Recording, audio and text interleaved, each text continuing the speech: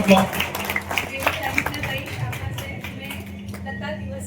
गुरुवे नमः। सर्वे भवन्तु सुखिनः, सर्वे सन्तु निरामया, सर्वे भद्राणि पश्यन्तु मा कश्चित् दुःखभाग् भवेत्। मित्रों, आपका स्वागत है, वंदन है, वंदे मातरम। आज संपर्क, सहयोग, संस्कार, सेवा, समर्पण की भावना से स्वस्थ, समर्थ, संस्कारित भारत के निर्माण की परिकल्पना को लेकर भारत विकास परिषद महाकौशल प्रांत सेंट्रल रीजन की एक दिवसीय कार्यशाला गोटेगांव में संपन्न हुई और जो इसमें अतिथिगण विशेष रूप से उपस्थित थे, उसमें नेशनल मेंबर पर्यावरण श्री जितेंद्र शर्मा, रीजनल संयोजक संपर्क श्री रामकृष्ण चौकसे, रीजनल मीडिया प्रभारी Shri BD. Soni, regional joint general secretary Shri Purnendu Bhatt, regional संयोजक पर्यावरण श्री जितेंद्र कुलकर्णी, रीजनल संयोजक महिला सहभागिता श्रीमती भारती कौरव एवं प्रांतीय संरक्षक इंजीनियर सरदार सिंह पटेल विशेष रूप से उपस्थित रहे। इस कार्यशाला में क्षेत्रीय विधायक गोटेगांव भी उपस्थित हुए और यह एक दिवसीय कार्यशाला संपन्न हुई। कार्यशाला का प्रारंभ और शुभारंभ सुमधुर कृष्ण भजन के साथ हमारे सागर से पधारी डॉक्टर वंदना कटारे की मधुर आवाज के भजन के साथ प्रारंभ हुआ।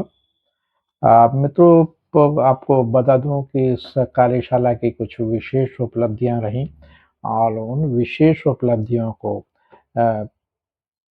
में सबसे बड़ी उपलब्धि एक थी कि अब जब भी आप कंप्यूटर खोलेंगे या गूगल में कुछ सर्च करेंगे तो अनचाहे न्यूड, ब्लू फिल्म्स या जो ऐसे विज्ञापन जो बच्चों को दिग्भ्रमित करते हैं, ऐसे जो एकदम से आप कंप्यूटर खोलते हैं अनवांटेड साइट्स आपके सामने परोस दी जाती हैं, वो उसके स्थान वो नहीं आएंगी। ये इस कार्यशाला की बहुत बड़ी उपलब्धि है। तो मित्रों, आप जानना चाहेंगे कि इसमें क्या आएगा, तो मैं आपको बता देता हूँ कि इसमें जो गणेश वंदना है, रामायण की चौपाई हैं, दोहे हैं, महाभारत हैं, प्रसंग है, गीता श्लोक आदि जो भारतीय संस्कृति से जुड़ी हुई सामग्री है वह परोसी जाएगी। जैसे ही आप कंप्यूटर खोलेंगे, उसमें कुछ सर्च करेंगे तो आपको गणेश वंदना, गीता के श्लोक, रामायण की चौपाइयाँ, जो नीति श्लोक आदि जो है भारतीय संस्कृति से ओतप्रोत और ज्ञान को आपको उससे आपको अवगत कराया जाएगा। और ये कैसे हुआ और क्या इसमें रणनीति हुई, ये जानने के लिए आप हमारे इस कार्यक्रम को पूरा देखेंगे तो आपको इसमें मिलेगा। दूसरा एक जो है बड़ी बात हुई है कि पर उपदेश कुशल बहु तेरे। ये कहा जाता है कि हम यदि कोई काम कर रहे हैं तो उससे पहले हम सबसे पहले उसमें खुद अनुकरण करें, परंतु जब विषय यह आया कि उसका अनुकरण नहीं किया गया है, इस बात को उठाया गया, तो आयोजक के सदस्य इधर उधर झांकते हुए नजर आए और उन्होंने इस बात को शर्मिंदा महसूस हुए और उन्होंने कहा कि हम भविष्य में इस गलती को नहीं दोहराएंगे। आइए हम आपको ले चलते हैं, आपको जानने के लिए कि क्या ऐसा क्या हुआ जिसके लिए भारत विकास परिषद में जो रीजनल मैनेजर, रीजनल अध्यक्ष थे, उनको सॉरी बोलना पड़ा और उन्होंने यह कहा। और दूसरा मैं ये भी आपको बताता हूँ ऐसा क्या हुआ जिससे कि आप जब कंप्यूटर खोलेंगे तो वीडियो गणेश वंदना, सरस्वती वंदना, रामायण की दोहा चौपाई, भारतीय संस्कृति के गीता के श्लोक, तरह तरह के एवं अन्य सामग्री आपको परोसी जाएगी। ये विकास परिषद की बहुत बड़ी उपलब्धि है मित्रों। तो ये सब विस्तार से जानने के लिए आप सुने और एक एक चीज़ आपको इसमें मिलेगी। हम पहले आपको सुनाते हैं सरस्वती वंदना डॉक्टर वंदना कटारे की मधुर सॉरी हम आपको सुनाते हैं एक कृष्ण भजन। वो उनकी डॉक्टर मैं आपको ले चलता हूँ। मैं आपको सबसे पहले सुनाता हूँ डॉक्टर वंदना कटारे की आवाज़ में कृष्ण भजन, जिससे आज शुरुआत हुई। वंदे मातरम। वंदे मातरम, वंदे मातरम, वंदे मातरम, वंदे मातरम, वंदे मातरम। वंदे मातरम।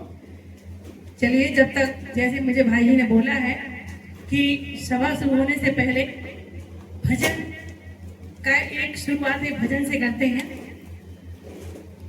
माँ जो है कृष्ण भजन यानी योग, माया जो अपनी कृष्ण जी योगी थे, उनके अनुसार कितने प्रकार से वो इस समाज को अपने आप में लोभ लेते थे, वो उन शब्दों को, उन भावों को अपने शब्दों में किस प्रकार से मैं आपको बता रही हूँ, उसको आप समझिए। उनकी जो सबसे पहले योग माया का जो प्रभाव हमारे पर पड़ता था, जो बचपन से उन्होंने लिया हमारे साथ और हमारे मन मस्तिष्क में सभी की ये वह छवि है, वह उनकी बांसुरी की। वो बांसुरी की जो छवि है, वह बांसुरी पर ही हम एक छोटा सा भजन प्रस्तुत कर रही हूँ। तो कृष्ण जी के उस भजन का शुरू करते हैं। शाम और बंसी। ए शाम तेरी बंसी पागल कर जाती,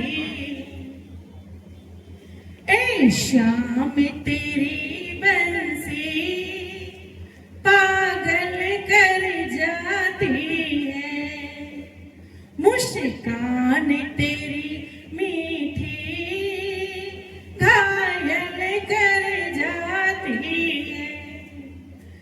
अब इस बंसी से कितने अच्छे प्रसंग उनके उठते थे और गोपियां कितने भाव से इस बंसी के साथ अपने आप को जोड़कर आप लोगों के सामने उन शब्दों को मैं बोलती हूँ।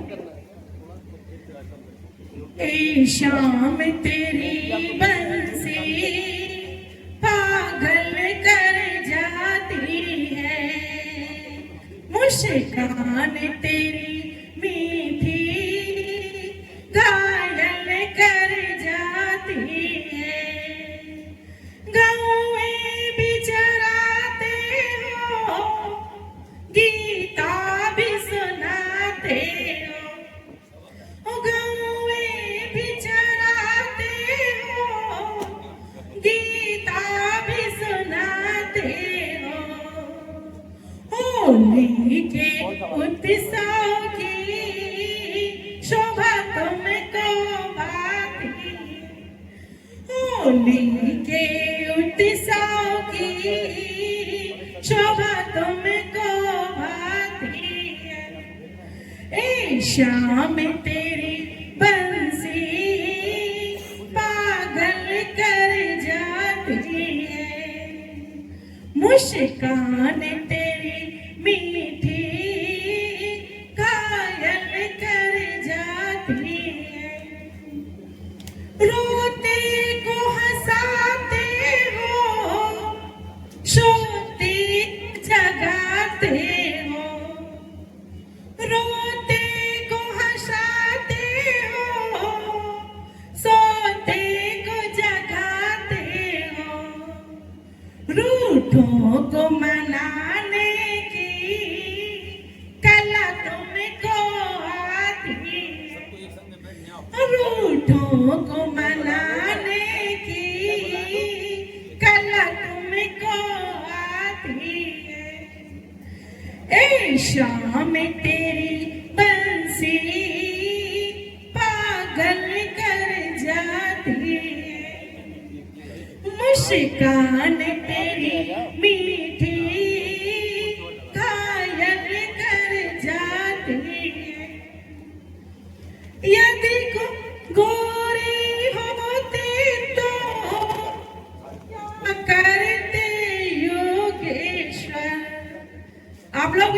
करते, यदि गोरे होते तो क्या करते योगेश्वर, जब काले रंग पर दुनिया मर जाती है, जब काले रंग पर दुनिया मर जाती है, ए शाम तेरी बंसी पागल कर जाती, मुस्कान तेरी मीठी घात कर जाती, यदि पास की होती सोने की होती तो क्या करती ये बंसी, सोने की होती तो क्या करती ये बंसी, जब बांस की हो करके इतना तड़पाती है, जब बांस की हो करके इतना तड़पाती है, ए शाम तेरी बंसी पागल कर जाती है, मुस्कान तेरी मीठी घायल कर जाती है। योगेश्वर जी की जय, मेरे कान्हा की जय, वंदे मातरम, वंदे मातरम। तो इस कार्यशाला की क्या विशेषताएं रही मैं आपको बताता हूँ। आप यदि जानना चाहते हैं तो इस मेरे चैनल को सब्सक्राइब करें, शेयर करें और लाइक करें।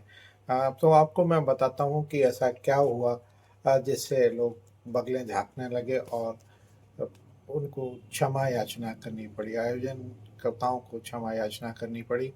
जो हम संकल्प लेते हैं उसका हम यदि पालन नहीं करते हैं तो पर उपदेश कुशल बहु तेरे होता है। उसमें ऐसा क्या हुआ ये आपको तो अंत तक देखेंगे तो आपको ये ज़रूर मिलेगा।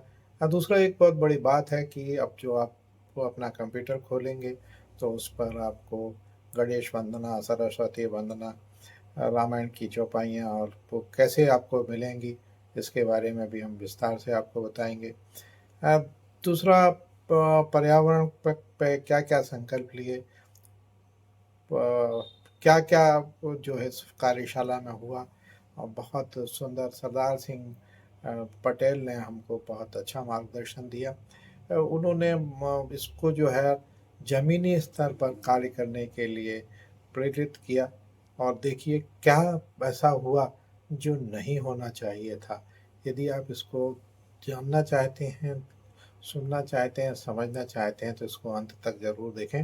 मेरे चैनल को लाइक करें, सब्सक्राइब करें, शेयर करें। वंदे मातरम। छत्तीसगढ़ से रीजनल ज्वाइंट सेक्रेटरी आदरणीय पूर्णेंदु भट्ट जी उपस्थित हैं, उनसे भी आग्रह करूंगा कि आप आकर मंच पर अपने स्थान लें।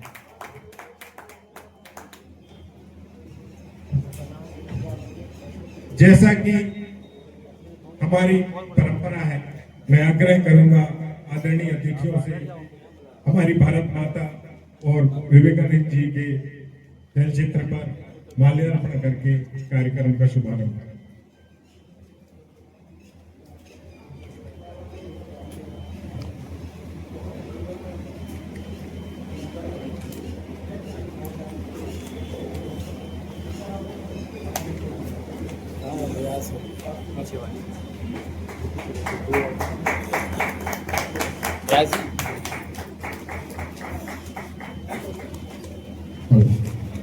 स्वास्तिन इंद्रो बृहस्पतिर्वा स्वास्तिना पूर्वा विश्ववेदः स्वास्तिना साक्षरो वरिष्ठनेमिः स्वास्तिनो बृहस्पतिर्दधातु सर्वमंगलमांगल्ये शिवे सर्वार्थसाध्ये शरणे त्र्यंबके गौरी नारायणे नमोस्तुते।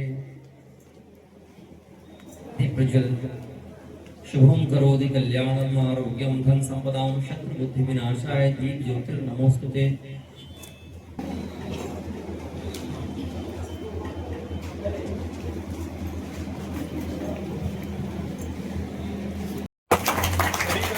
मेरी अभिनय शाखा से मैं लता दिवसकर अध्यक्ष के रूप में आपको मेरा परिचय दे रही हूँ।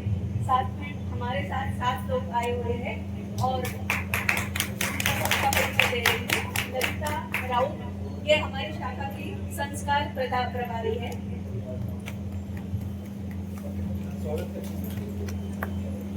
मैं जेके शाखा की सचिव लीना वेरुकर।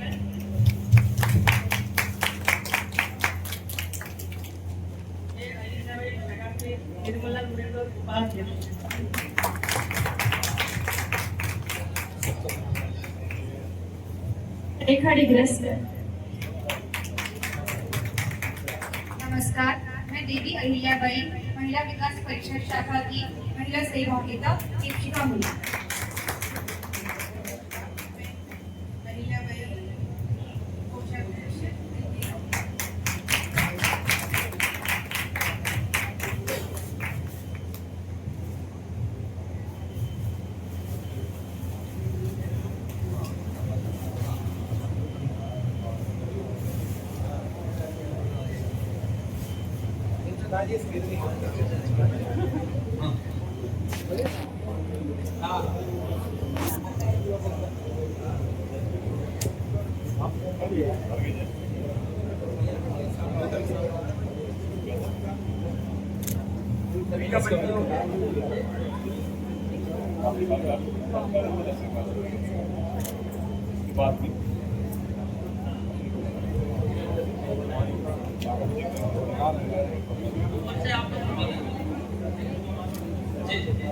और इसके उपरांत नरसिंहपुर शाखा, नरसिंहपुर में 2 शाखाएं हैं। अभी विवेकानंद शाखा का परिचय हुआ जिसमें लगभग कितने मेंबर थे भाई? 13। अभी 13 सदस्य मुझे मिला के विवेकानंद शाखा के 13 मेंबर थे। और मैं नरसिंहपुर शाखा के सभी सदस्यों से आग्रह करूंगा उपस्थित आप लोग अपने स्थान पर खड़े होंगे और भाई आशीष पटेल जी स्वागत करें। मातृशक्ति का स्वागत के लिए पुनः एक बार कष्ट दूंगा। गोचा आर्या मैडम जी आप पधारें। ये नरसिंहपुर मुख्य शाखा से पधारे हुए मातृशक्ति का स्वागत करें, जिनमें हमारे सभी के बीच हमारी प्रांतीय रीजनल दायित्ववान भारती गौरव जी भी हमारे बीच विराजमान हैं। आप सबका परिचय कराएंगे। जो महिला प्रमुख है, पूरे रीजन की प्रमुख है, आपका बहुत बहुत स्वागत, वंदन, अभिनंदन। वंदे मातरम।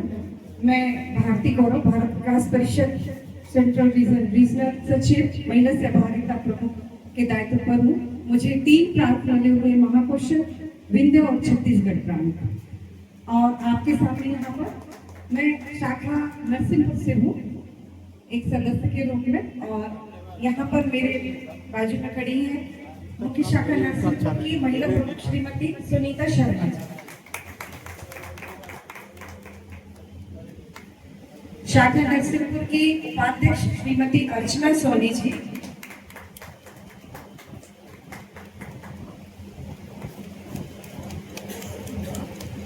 शाखा नरसिंहपुर की एनीमिया मुक्त भारत अभियान की प्रभारी श्रीमती नमिता गौरव जी।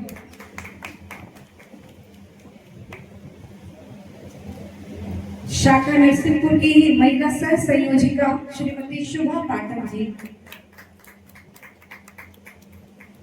और हमारी शाखा नरसिंहपुर की वरिष्ठ मार्गदर्शिका हमारी आदरणीय सुमन शर्मा दीदी जी।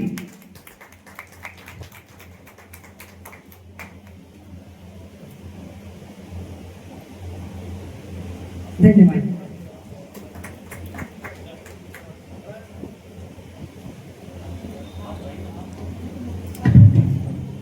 आप सभी का बहुत बहुत स्वागत, वंदन, अभिनंदन। इसके उपरांत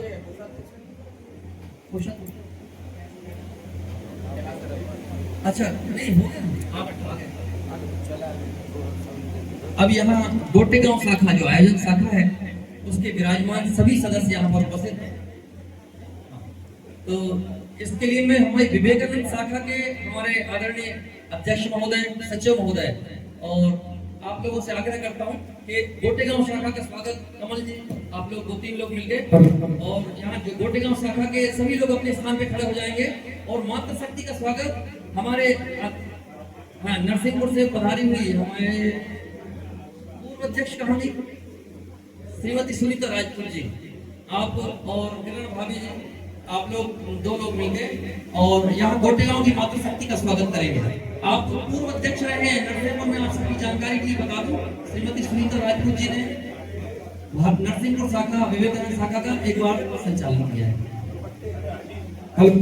सबसे पहले हमारे यहाँ शक्ति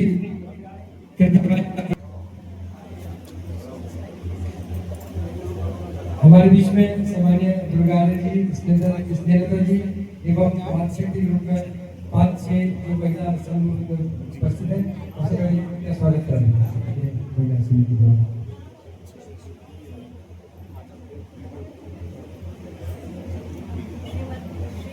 आर्य जी, माइक चालू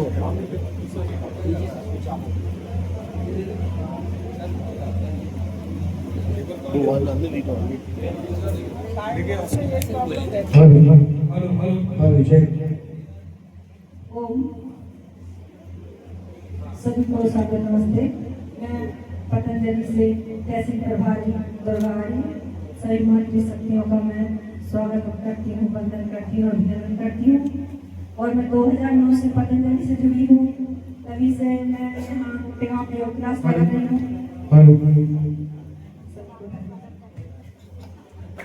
धन्यवाद।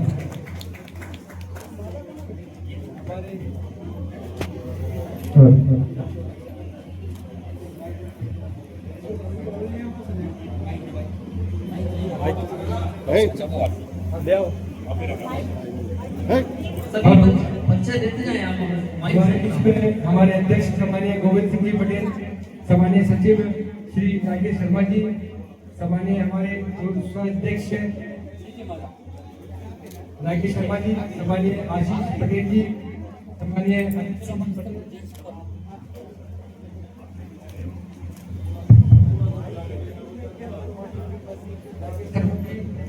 आदरणीय सचिव, सम्मानीय भैया भैया सर एक मिनट रुक जाइए, मैं जानी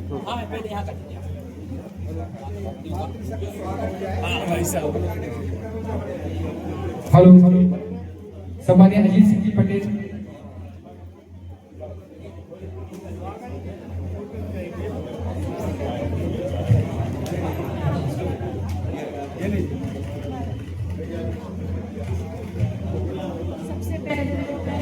यहाँ पर हमारी समस्त मातृशक्ति और हमारे बड़े भाई साहब सभी का सादर वंदन करती हूँ। मैं सीमा प्रवीण गुप्ता पतंजलि योग समिति में महामंत्री के पद पे हूँ और साथ ही साथ यहाँ पर योग शिक्षक भी हूँ और लगभग 5 इयर्स से मैं यहाँ पर सेवाएं दे रही हूँ। आप सभी का सादर स्वागत श्रृंखला को थोड़ा सा गति प्रदान करें, क्योंकि हम जिस मूल उद्देश्य को लेकर यहाँ पर एकत्र हुए हैं उस मूल कार्यक्रम की तरफ हम बढ़ना है। काफी हम वैसे ही विलंब हो चुका है। सम्मानीय अजीत सिंह जी पटेल,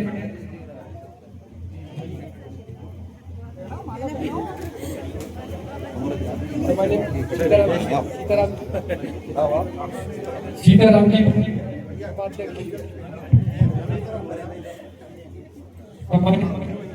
मैं निवेदन करूंगी नरसिंहपुर शाखा की महिला प्रमुख श्रीमती सुनीता शर्मा जी से, क्योंकि हमारे बीच हमारी लखनऊ से दीदी के साथ जो भी जबलपुर से है तो वो भी बता रही, तो उनका भी स्वागत हम सुनीता जी। सम्मानीय कमलेश जी सरपंच कमती, सम्मानीय सत्यन जी एक ग्रुप फोटो में आ जाइए। अनिका जी के लिए भी मैं चाहूंगी जोरदार करतब से स्वागत। आदरणीय हमारे प्रांत अध्यक्ष संजय तिवारी जी के उद्बोधन के बाद मैं इस क्षेत्र के आधार स्तंभ भारत विकास परिषद की जो आधारशिला रखने वाले और हमारे रीजनल अध्यक्ष जो हमें लगातार मार्गदर्शन देते हैं, उनके मार्गदर्शन के लिए मैं आदरणीय सुनील कोठारी जी को आमंत्रित करता हूँ ये आप आकर कार्यशाला को गति प्रदान करें।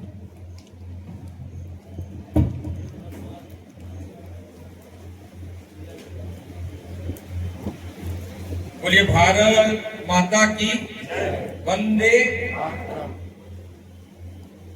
महाकौशल प्रांति इस प्रांतीय कार्यशाला के बहुत ही गरिमामय वातावरण में और वास्तव में बड़ा प्रफुल्लित करने वाला दृश्य है कि आज हमारी 9 शाखाओं के सभी दायित्ववान कार्यकर्ता, सभी ऐसे कार्यकर्ता जो भारत विकास परिषद को हमारा चिंतन क्या है, हमारा लक्ष्य क्या है, उद्देश्य क्या है, क्यों भारत विकास परिषद की आवश्यकता है, समाज में किस प्रकार के हम परिवर्तन की आशा को लेकर समाज में काम कर रहे हैं, इन सब के लिए आज ये कार्यशाला का यहाँ पर और आप सबकी सहभागिता, बड़ी जीवंतता का एक चित्रण यहाँ पर सामने प्रस्तुत है।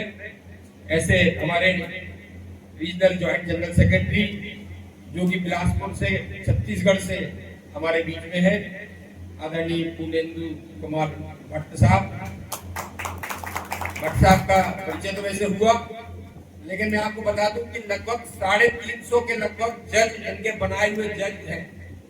तो ये बहुत बड़ी इन्होंने फैक्ट्री खड़ी कर रखी है जज बनाने की, और इनका बहुत ही प्रसिद्ध कोचिंग इंस्टीट्यूट है और बड़े समर्पित कार्यकर्ता हैं। हमारे बीच में हमारे जो नेशनल मेंबर हैं पर्यावरण के और हम सबके वरिष्ठ मार्गदर्शक नरसिंहपुर शाखा से आदरणीय जितेंद्र कुमार जी शर्मा, जिनका योगदान भारत विकास परिषद के लिए अपने रिटायरमेंट डीएफओ के पद से होने के बाद भी और बड़े समर्पण के भाव से सक्रियता से समाज को अपना योगदान दे रहे हैं। हमारे बीच में हमारे प्रांतीय अध्यक्ष भाई संजय तिवारी जी निरंतर सक्रियता से महाकौशल को एक अपनी प्राणवायु के साथ, एनर्जी के साथ उसको गतिमान कर रहे हैं। हमारे बीच में हमारे इस गोटेगांव शाखा के अध्यक्ष भाई गोविंद सिंह पटेल, अभी हमने एक राष्ट्रपति पुरस्कार प्राप्त शिक्षक आदरणीय हमारे जैन साहब की बात की थी, रजनीश भाई जी, और एक और ये जो है ये कृषि क्षेत्र में राष्ट्रपति पुरस्कार प्राप्त है। अभी हमारे यहाँ राष्ट्रपति जी का जब आगमन हुआ था तो उनके हाथों 2 लाख रुपए का पुरस्कार मिला था, और साथ ही जो जैविक कृषि के क्षेत्र में इनके कार्य हैं बड़े अनुकरणीय हैं। और इसको जो सजाया गया है पूरे हमारे, वैसे तो हमारी शाखा के सचिव जो है भाई राकेश शर्मा जी बड़े समर्पण भाव से, जिनका मैं चाहूंगा कि आप भी करोगे, इनका भी जोरदार अभिनंदन। बड़ी सक्रियता जिन्होंने पूरे संगठन को प्रदान की है, और ऐसे हमारे इस प्रांतीय इसके जो संयोजक के दायित्व को साथ में ले रहे हैं, ऐसे भाई आशुतोष वर्मा जी निरंतर लगभग आप 7-8 दिन से देख रहे होंगे कि कार्यशाला के बारे में निरंतर कुछ ना कुछ उन्होंने उसको लोगों से जोड़े रखा, क्योंकि हम तभी जब जुड़ते हैं तभी किसी चीज में अपने सहयोग या सम्मिलित होने की आशा कर सकते हैं। तो ऐसा एक वातावरण बनाकर यहाँ पर हमारे गोटेगांव की टीम जो निरंतर, क्योंकि ये गोटेगांव का जो भव्य आयोजन हम देख रहे हैं ये आप लोगों की मेहनत के ही कारण है, और उसको 4 चांद लगाए हैं बाकी की शाखाओं ने मिलकर, क्योंकि आप लोगों की उपस्थिति है तो ये कार्यक्रम है, और कार्यक्रम है तो बाकी सब बातें हैं। क्योंकि विचार को अमली जामा तभी पहनाया जा सकता है जब उस विचार को ग्रहण करने वाले, अडॉप्शन करने वाले लोग उस भाव से ग्रहण करने की एक भावना के साथ जुड़ते हैं। आज वास्तव में ये कार्यशाला का उद्देश्य भी यही है कि हम भारत विकास परिषद का, जैसा कि हमारा उद्देश्य है कि हमारे प्रबुद्ध संपन्न ऐसे प्रभावशाली जो वर्ग है वो, उसको किसी प्रकार की अपनी आवश्यकता की जरूरत नहीं है, वो समाज में संपन्न है, सक्षम है, अपना स्वयं का काम, अपने परिवार को आगे बढ़ाने का काम, अपने व्यापार व्यवसाय को आगे बढ़ाने का काम वो बहुत ही सफलता से कर रहा है। फिर उसको समाज के लिए क्यों, किस प्रकार से ये जिम्मेदारी का काम सौंपा जाए, तो ये भाव कि ये समाज हमारा, जिस प्रकार से हमारा शरीर है, हमारे शरीर के प्रत्येक अंग, यदि हमारे पैर में कांटा लग जाता है तो दर्द हमारे दिल को होता है, हमारे आंखों से आंसू निकल पड़ता है, हमारा पाँव हाथ जो है उस कांटे को निकालने के लिए पड़ता है। तो ये जिस प्रकार से शरीर के सब अवयव काम करते हैं, ऐसे ही समाज के ये सभी घटक हैं जो विभिन्न वर्ग जाति पंथ में हमारे यहाँ बटे हुए हैं। उसमें बहुत सारे वंचित वर्ग हैं जो इस भारत माता के, वो भी उसी प्रकार से पुत्र हैं जैसे कि हम सब सक्षम लोग हैं। तो उनका भी किस प्रकार से सहयोग करके हम मुख्य धारा में लाकर और उनको भी इस एहसास को जोड़कर कि हम भी उसी मुख्य धारा के लोग हैं, ये सब करने के लिए भारत विकास परिषद विभिन्न अपने जो हमारे संपर्क, सेवा, संस्कार, सहयोग और समर्पण के माध्यम से जो हमारी गतिविधियां हैं उनको संचालित करते हुए समाज में परिवर्तन का जो सोच है कि समाज कैसा सक्षम बने, कैसा एक दूसरे की चिंता करें, एक दूसरे का सहयोग करें और एक अच्छा नीति का एक शाश्वत वातावरण बने। क्योंकि ये जो नीति का मार्ग है, इस नीति के मार्ग को समाज को चलाने के लिए भारत विकास परिषद के विभिन्न प्रकल्प हैं, उन पर हमको कैसे लेके जाना है, ये भारत विकास परिषद की कल्पना, उसको साकार करने का काम और उसको समझने के लिए ये जो हमारी कार्यशाला है। क्योंकि हम अलग अलग समाज में अलग अलग वर्गों से आते हैं, अलग अलग संस्थाओं में काम करते हैं, समाज में काम करते हैं, लेकिन भारत विकास परिषद किस प्रकार से काम करता है इसको समझने के लिए ये कार्यशाला में जो बातें रखी जा रही है और विभिन्न चरणों में सत्रों में बातें रखी, सबने पहले से ही ले लिया। तो मेरी स्थिति कुछ ऐसी है कि बहुत सारी मेरी चीजें सभी पहले बोल चुके हैं, अब बाकी जो बचा है वो मुझे बोलना है। तो ये मेरे लिए एक टारगेट है, एक चुनौती भी है। सर्वप्रथम माँ भारती के चरणों में शत नमन करते हुए भारत विकास परिषद के प्रेरणा स्रोत स्वामी विवेकानंद जी को वंदन करते हुए सम्माननीय मंच उपस्थित सभी सम्मानित परम श्रद्धेय आदरणीय जन, मेरी मातृशक्ति सभी सहयोगी बहनें, सभी को सादर वंदन, अभिनंदन, वंदे मातरम। जैसा कि हम सभी जानते हैं, मुझे विषय मिला है महिला सशक्तिकरण। भारत विकास परिषद में मेरा विषय है वैसे मुख्य रूप से कि महिला सहभागिता क्यों आवश्यक है। तो भारत विकास परिषद ने सबसे पहले महिला सहभागिता की सक्रिय मतलब शाखा में क्या सक्रिय सहभागिता हो सकती है, तो लेकिन उसके पहले हमें जानना आवश्यक है कि महिला सहभागिता क्यों आवश्यक है। तो महिला सहभागिता, जैसे कि हम सभी जानते हैं कि सभी क्षेत्रों में आज के समय में महिलाएं सभी क्षेत्रों में बहुत आगे बढ़ रही हैं और हमारे भारत विकास परिषद में भी मैं आपको बता दूं कि कुछ जगहों पर महिलाएं इतना अच्छा कार्य कर रही हैं। जैसे कुछ उदाहरण कि हमारी जो नेशनल प्रोजेक्ट मेंबर है, मतलब नेशनल राष्ट्रीय संयोजिका जो है श्रीमती शिप्रा दार देवी, वो हमारे लिए बहुत बड़ी प्रेरणा है। तो उनके विषय में बताऊं मैं कि उन्होंने, वो एक डॉक्टर है, लेडी डॉक्टर है, गायनिक है, और वो अभी तक उन्होंने कम से कम 1,500 से 2,000 ऐसी स्त्रियां, मतलब जो जिन्होंने बेटी को जन्म दिया, उनकी निःशुल्क डिलीवरी, मतलब उनसे 1 रुपया भी नहीं लिया, 1,500 से 2,000 ऐसी महिलाएं, और वो अवॉर्डेड है हमारे मुख्यमंत्री जी के द्वारा। तो वो हमारे लिए एक प्रेरणा का स्रोत है। और अभी हमारी राष्ट्रीय कार्यशाला हुई तो जिसमें उनको सुनने का मौका मिला तो लगा कि हम तो बिल्कुल शून्य पर हैं और हमें बहुत कुछ करना है आगे। एक वो बात। दूसरी बात, अभी हमारे उज्जैन में एक कार्यशाला और थी रीजन की, जिसमें मैं बता दूं कि हमारे मध्य भारत उत्तर प्रांत में तो जो प्रांत की एक वित्त सचिव रचना गोयल जी हैं, वो इतना अच्छा काम करती है। मैं ये नहीं कहूँगी कि पुरुष वर्ग के लिए, ऐसा नहीं कहूँगी कि पुरुष वर्ग अच्छा नहीं करती, पर महिला होकर वित्त का काम इतने अच्छे से संभालना, मुझे वित्त का काम मैं वास्तव बताऊँ तो मैं गणित में बिल्कुल होशियार नहीं थी। बिल्कुल जैसे ही गणित का पीरियड आता था और मैं बैक बेंचर्स हो जाती थी, मतलब सबसे पीछे जाके बैठ जाती थी। तो मैंने उनका देखा तो मुझे बहुत अच्छा लगा और बहुत प्रेरणा मिली कि हमारे परिषद में भी ऐसी मातृ शक्तियाँ हैं। तो महिला सहभागिता की आवश्यकता इसलिए भी है क्योंकि ये आपको निर्धारित करना है।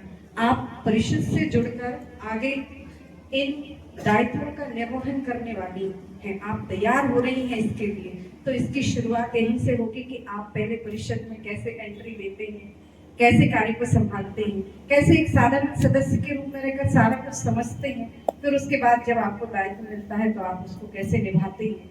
फिर उसके ऊपर बहुत सारे ऐसे दायित्व हैं जिनका निर्वहन आप सभी मातृशक्तियों को करना है। तो सबसे पहले तो मैं आप सभी को इसलिए भी बधाई देना चाहूंगी कि यहाँ जितनी भी मातृशक्तियां बैठी हैं, मुझे पता है कि परिषद में आने वाले समय में आप सभी बहुत बहुत बड़े दायित्वों पर जाने वाली हैं। तो आप सभी को बहुत बहुत बधाई, क्योंकि मैं इसलिए भी ऐसा कह रही हूँ ताकि मैं भी थोड़ी रिलैक्स हो सकूं। और हमारी प्रांतीय महिला प्रमुख आदरणीय सरोज जी भाभी जी को मैं बहुत बहुत बधाई देना चाहूंगी कि आपके सराहनीय प्रयास से पूरे प्रांत में इस बार बहुत अच्छी महिलाओं की टीम तैयार हुई है। आप निरंतर सभी से संपर्क में हैं, ये बहुत बड़ी बात है। अभी तक की ये सबसे ज्यादा संख्या है भाभी जी, तो इसके लिए भी मैं बहुत बहुत आपको साधुवाद देती हूँ। हमारी जो नई नवगठित अहिल्या शाखा है, मैं उनको भी लता मंगेशकर दीदी जी को भी बहुत बहुत धन्यवाद देती हूँ। आप बहुत ऊर्जावान है और निश्चित ही पूरा जबलपुर क्या पूरा महाकौशल प्रांत अहिल्या शाखा के नाम से जाना जाएगा समय में, मुझे समझ में आ रहा है। तो आपकी टीम बहुत ऊर्जावान है और आगे समय में आपकी टीम बहुत विस्तार करेगी, ऐसी मैं आशा करती हूँ। और बहुत अच्छा ऊंचाई तय करेगी महाकौशल प्रांत। फिर उसके बाद सक्रिय भूमिका की आप अपनी शाखा में सक्रिय भूमिका, जैसे मैंने बताया कि केवल महिला सहभागिता के ही कार्यक्रमों में आपको अपनी भूमिका नहीं दिखानी है। जो भी महिला सहभागिता की मातृशक्तियां हैं, वो सभी महिला सहभागिता के अलावा भी जितने कार्यक्रम शाखा में होते हैं, शाखा स्तर पर भारत को जानो प्रतियोगिता, राष्ट्रीय समूह और भी जितने भी कार्यक्रम होते हैं, सभी में आपको अपनी बराबर सहभागिता देनी है।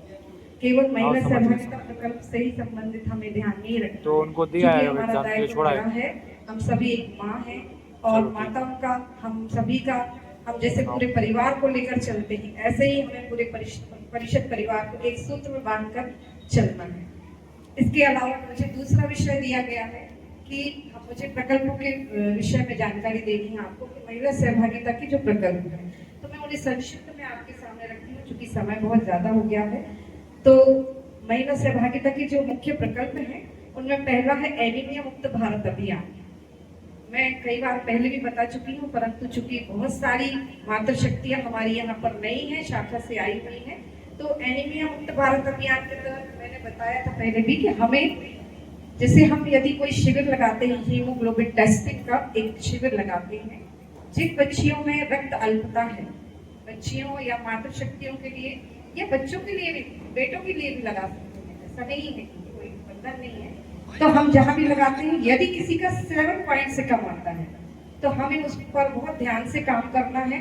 और जब तक उनका, हमें उनकी रिपोर्टिंग तब तक करनी है जब तक कि उनका 9 पॉइंट से ऊपर ब्लड नहीं आ जाता, हीमोग्लोबिन नहीं आ जाता है, तब तक हमें उस पर काम करना है। उससे रिलेटेड हमें पूरी जानकारी, जैसे कि उनका यदि कम आया है, उनकी बार बार काउंसलिंग करनी है। फिर उसके बाद उनको हम कैल्शियम आयरन के स्रोत क्या दे सकते हैं, डॉक्टर से प्रिस्क्राइब कराना है आपको कुल मिलाकर उनसे उनको। और आपको प्रयास करना है कि यदि आपके यहाँ गायनिक आ सके उनको देखने के लिए, बेटियों को या मातृशक्तियों को, तो और अच्छा है, क्योंकि कुछ बच्चियों की ऐसी समस्याएं होती है कि वो सभी के सामने, परिवार के सामने खुलकर नहीं कह पाती, तो रक्त अल्पता का एक वो भी कारण होता है। दूसरा, बाल संस्कार शिविर एक बहुत ही महत्वपूर्ण कार्यक्रम है। जैसे कि मैंने बताया कि मेरे से पहले भी विषय बहुत सारे लोग मेरा ले चुके हैं, तो आदरणीय आशु भैया ने भी बाल संस्कार शिविर के विषय में बताया था कि हमें कैसे बाल संस्कार शिविर, वो चूंकि उन्होंने इसलिए भी बताया क्योंकि ये कार्यक्रम पहले केवल महिला सहभागिता को मिला हुआ था, परंतु इस वर्ष से कुछ परिवर्तन ऐसा आया कि इस कार्यक्रम को पूरी शाखा से सभी से जोड़ा गया है। इसमें पुरुष वर्ग भी बराबर सहभागी होंगे, इस कार्यक्रम में आपका सहयोग करेंगे। पहले भी करते थे, परंतु अब जिम्मेदारी और बढ़ी। तो बाल संस्कार शिविर एक बहुत अच्छा कार्यक्रम है जिसके माध्यम से हम आने वाली हमारी भावी पीढ़ी को तैयार कर सकते हैं, संस्कारित कर सकते हैं। और जहाँ तक परिश्रम की बात है, तो मैंने देखा है अभी तक हमने विशेष रूप से देखा है कि अब 40 हमें देखने मिले हैं परिश्रम में। हम प्रयास करें, बाल संस्कार शिविर एक बहुत अच्छा माध्यम है कि हम प्रयास करें हमारी आने वाले जो नवयुवा पीढ़ी है वो ज्यादा से ज्यादा शामिल हो परिषद में, तो वो बहुत अच्छे से संदेश पहुंचा पाएंगे लोगों तक। और इस शिविर के माध्यम से आप सभी को जैसे कि पता है हमने बहुत सारी शाखाओं में किया भी है और ग्रुप में डाला भी था कि हम इसमें प्रेरक कहानियों के माध्यम से ड्राइंग और अपनी पेंटिंग कंपटीशन करा के या क्विज करा के रामायण, कोई भी धार्मिक ग्रंथ से रामायण महाभारत से रिलेटेड जो भी क्विज है वो कराकर हम बाल संस्कार शिविर हमारा करते हैं। तो उसमें बच्चों को बहुत सारे मानवीय मूल्यों से संबंधित जानकारी और उनको प्रेरणा भी मिलती है। तीसरा कार्यक्रम आत्मनिर्भर भारत अभियान, जिसके तहत हम अपना मेहंदी शिविर भी लगा सकते हैं बच्चियों को सिखाने के लिए। जैसे कि आजकल हमने देखा है शादी जैसे फंक्शनों में एक छोटे छोटे से ये मेहंदी जरा सी भी लगाने के 1100 रुपए हम, मैं एक बहुत सत्यता बता रही हूँ कि लेते हैं नए नए दूल्हा दुल्हन। तो हम ऐसी बच्चियों को हम ट्रेन कर सकते हैं जो बहुत जरूरतमंद है, तो उनके लिए भी वो जीविकोपार्जन का साधन हो जाएगा। इसके अलावा यदि आप सिलाई प्रशिक्षण, पार्लर का प्रशिक्षण 15-15 दिन का दे सकते हैं, शिविर लगा सकते हैं, वो बहुत अच्छी बात होगी। और यदि आप स्थायी प्रकल्प कहलाता है कि यदि आपको कोई ऐसी चीज, जैसे यदि आप कोई सिलाई मशीन दान कर सकते हैं, यदि कोई बहुत नीडी महिला है और जो अपना परिवार चलाने में अक्षम है, उनको सक्षम बनाने के लिए आप एक सिलाई मशीन कंट्रीब्यूशन करके अपनी शाखा के द्वारा दे सकते हैं, तो दे सकते हैं। उसमें भी ऐसा मैं इसलिए बता रही हूँ, ये कुछ तरीके आपको शायद हो सकता है इनसे कुछ उपाय मिल जाए। हमने जहां तक देखा है ऊपर शाखाओं में और प्रांतों में कि यदि नई मशीन नहीं ले पाते तो वो लोग कंट्रीब्यूशन करके एक पुरानी मशीन कहीं से लेके उसको सुधरवा कर फिर दान कर देते हैं, तो उस महिला का जीविकोपार्जन का साधन हो जाता है। चौथा आता है परिवार प्रबोधन। जैसा कि भाई साहब ने बताया भी था कि परिवार प्रबोधन की बात आदरणीय गुणेंदु भाई साहब ने भी बताया कि आजकल बेटियों के परिवार में माता पिता का कितना ज्यादा वो रहता है कि हस्तक्षेप रहता है। इस वजह से परिवार बिखरते जा रहे हैं और एकल परिवार का ज्यादा प्रचलन होते जा रहा है।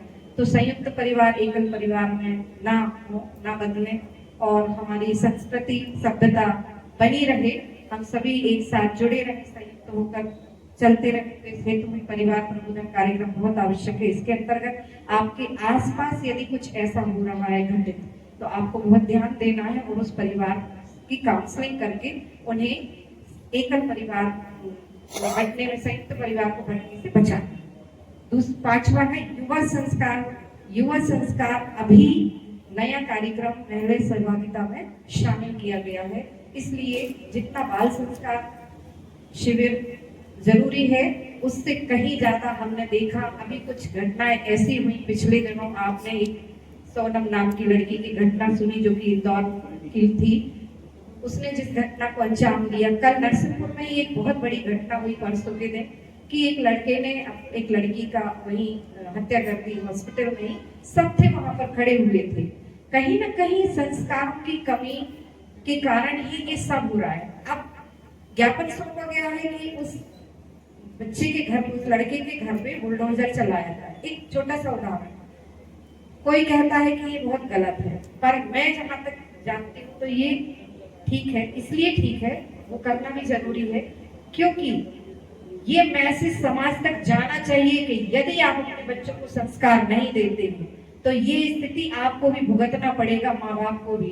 ध्यान रखना बहुत आवश्यक है, ये जिम्मेदारी माँ बाप की है, कोई और की नहीं। कोई और आकर प्रेरणा नहीं देगा, ये स्व प्रेरणा से ही आपको करना पड़ेगा, अपनी भावी पीढ़ी को बचाना पड़ेगा। ये मुख्य 5 कार्यक्रम है। और एक कार्यक्रम और होता है महिला सहभागिता के अंतर्गत ही बेटी गोद लेने का कार्यक्रम। ये हमारा ऊपर से इसके लिए फॉर्म भी आता है, तो आप सभी को फॉर्म में ग्रुप में भेज दूंगी। तो ये फॉर्म फिल करना होता है। तो कम से कम 2 बेटियों को हर शाखा के द्वारा गोद लिया जाना। गोद लिया मीन्स आपको कोई गरीब परिवार की बेटियों को गोद लेकर और उनको उनकी पढ़ाई का और पोषण आहार की व्यवस्था करनी है। आपको देखना है यदि वो बहुत वीक है तो आपको उनके पोषण आहार की व्यवस्था या पढ़ाई की, मुख्य रूप से पढ़ाई की व्यवस्था इसलिए करनी है क्योंकि आजकल इसका सबसे ज्यादा कि यदि वो पढ़ जाती है तो अपने परिवार के लिए बहुत कुछ कर पाएगी, वो पढ़कर यदि कुछ बन जाती है। तो 2 बेटी गोद लेने का है। 10 सक्रिय महिलाओं को प्रत्येक शाखा को जोड़ना है। 10 सक्रिय, 10 से ज्यादा तो जोड़ना ही है, पर 10 सक्रिय महिलाओं के नाम और नंबर ऊपर तक मांगे गए हैं। तो मेरा निवेदन है कि सभी अपनी अपनी शाखा से 10 सक्रिय महिलाओं की लिस्ट बनाएंगे मोबाइल नंबर से। फिर हुनर कार्यशाला लगानी है आप सभी को। आत्मनिर्भर भारत अभियान के तहत ही है ये कार्यक्रम। हुनर कार्यशाला, जैसे कि अभी हम रक्षाबंधन आने वाला है तो राखी मेकिंग कंपटीशन भी बच्चों के लिए रख सकते हैं, और हम स्वयं राखी बनाकर और हम बच्चियों को बोल सकते हैं कि आप अपनी एक स्टॉल लगा लीजिए, तो वो स्टॉल लगाकर उसको सेल भी कर सकते हैं। फिर उसके बाद कम से कम एक महिला प्रधान शाखा की स्थापना जरूर अपने क्षेत्र में करने का प्रयास करें। जैसे कि हमारी अयोध्या शाखा है, हमने देखा कि कितनी ऊर्जा मिलती है। ऐसा नहीं है, मैं फिर बात कह रही हूँ कि मैं महिलाओं की साइड हूँ, पर कहीं ना कहीं बहुत प्रेरणा मिलती है। आप यदि महिलाएं आगे काम करती हैं तो आपका प्रभाव बहुत दूर तक जाता है। फिर सबसे लास्ट मुख्य बात कि रिपोर्टिंग समय पर करनी है। रिपोर्टिंग नहीं हो पाती है तो हम ऊपर तक नहीं भेज पाते हैं आपकी बात को कि आपने क्या कार्यक्रम किया। आप कार्यक्रम तो करते हैं, परंतु उसकी रिपोर्टिंग कैसी करनी है ये भी आपको आना चाहिए, वो भी बहुत प्रभावी होनी चाहिए। कार्यक्रम बहुत अच्छा करते हैं, पर रिपोर्टिंग हम 4 लाइन में लिख देंगे, तो वो भी बहुत अच्छे से आने चाहिए। आपने क्या क्या कार्यक्रम किया, कैसे किया, कौन मुख्य अतिथि थे। आपके मुख्य अतिथि भी हो सकता है कोई बहुत प्रभावशाली, उसका भी प्रभाव पड़ता है। बस इतने ही प्रकल्प थे। क्योंकि हमने देखा है कि वातावरण जैसा होता है तो कृति भी वैसी ही होती है, इसलिए संस्कार देना भावी पीढ़ी को और संस्कारित करना महिला सहभागिता का ही काम है। तो इसलिए महिला सहभागिता का बहुत महत्वपूर्ण रोल है परिषद में। तो इसलिए आप सभी प्रयास करें बहुत अच्छा काम करने का, और मेरी ओर से बहुत बहुत शुभकामनाएं। यदि स्वस्थ समर्थ और संस्कारित भारत की परिकल्पना को पूर्ण करने में हम अपना कुछ गिलहरी नुमा योगदान दे पाते हैं तो ये हमारा सभी का जीवन सार्थक होगा। और सोच भले ही नई हो परंतु संस्कार पुराने ही हो, इस बात का भी हम ध्यान रखें, ये बहुत जरूरी है। 4 लाइन के साथ अपनी बात समाप्त करूंगी कि जीतेंगे एक दिन, खुद से यह वादा करें। जीतेंगे एक दिन, खुद से यह वादा करें, और जितना सोचते थे अभी तक अब कोशिश उससे ज्यादा करें। धन्यवाद। परिवार की ओर से आदरणीय राजेश पटेल जी उपाध्यक्ष महोदय और सत्येंद्र शर्मा जी से आग्रह करूंगा कि सम्मानीय विधायक जी का स्वागत करें। आप सभी को मैं बताना चाहता हूं, सम्मानीय विधायक जी बहुत पहले से हमारी परिषद के एक सदस्य के रूप में थे, लेकिन आज ये बहुत गौरव की बात है कि वो विधायक के रूप में हमारे बीच में उपस्थित है।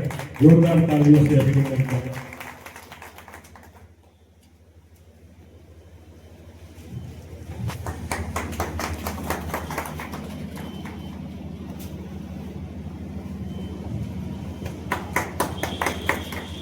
क्योंकि विधायक जी को कहीं अन्य कार्यक्रम में भी जाना है तो हम आमंत्रित करते हैं उनको कि आकर हमें मार्गदर्शन प्रदान करें।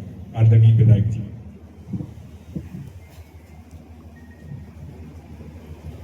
भारत माता एवं स्वामी विवेकानंद जी के चरणों में नमन करते हुए भारत प्रकाश परिषद हमारे कौशल विराट जी की इस बैठक में मंच में विराजमान आदरणीय बड़े भाई साहब, आदरणीय कोठारी जी, अन्य हमारे पदाधिकारी बंधु, सामने विराजमान मातृशक्ति, मेरे सहयोगी साथी कार्यकर्ता, मातृशक्ति के चरणों में प्रणाम करता हूँ। सभी को मैं जय श्री राम। आपका गोटे गांव में स्वागत है, वंदन है, अभिनंदन। शक्ति सिंह जी राजपूत जब गोटे गांव मिला के अध्यक्ष बने थे तब मेरे को उन्होंने सदस्य के रूप में जोड़ा था। उसके बाद मैं भामा स्कूल गया था वृक्षारोपण में, बीच बीच में भी हम लोगों ने कार्यकर्ताओं के साथ कार्यक्रम किए हैं। आप सबके आशीर्वाद और सहयोग से ही हम इस पद पर हैं। आपको कहीं मेरी जरूरत लगती है एक सदस्य होने के नाते, सामाजिक कार्यकर्ता होने के नाते, तो हम सब मिलकर भारत के विकास में एक कदम आगे बढ़ाएंगे। निश्चित ही जैसा कि हमारे चाहे प्रधानमंत्री जी हों या अन्य पदाधिकारी हों, देश की चिंता 2047 की कल्पनात्मक कर रहे हैं, तो निश्चित ही भारत विकास परिषद भी जहाँ जहाँ भी देश में काम कर रही है, निश्चित ही सभी योग्य पदाधिकारी है, योग्य कार्यकर्ता है, और आपका सहयोग और आशीर्वाद रहेगा जब समाज को आगे बढ़ाने में, आगे सहयोग करने में, मार्गदर्शन रहने में आपकी प्रथम हमारी सबकी अग्रिम भूमिका रहेगी, और आप हम सब मिलकर भारत को विश्व गुरु बनाने में आगे बढ़ाएंगे। क्योंकि मैं सुबह ही कार्यक्रम में आया था, रजिस्ट्रेशन करवाया था, नाश्ता करके भी गया था, और बीच में कार्यक्रम और भी स्कूल का उद्घाटन वगैरह था, और मेरे को भोपाल जाना है, इसलिए क्षमा प्रार्थी हूँ आप सबसे। लेट आने के लिए क्षमा मांगते हुए हम पुनः आपसे निवेदन करते हैं कि मेरे को आप जाने की अनुमति प्रदान करेंगे।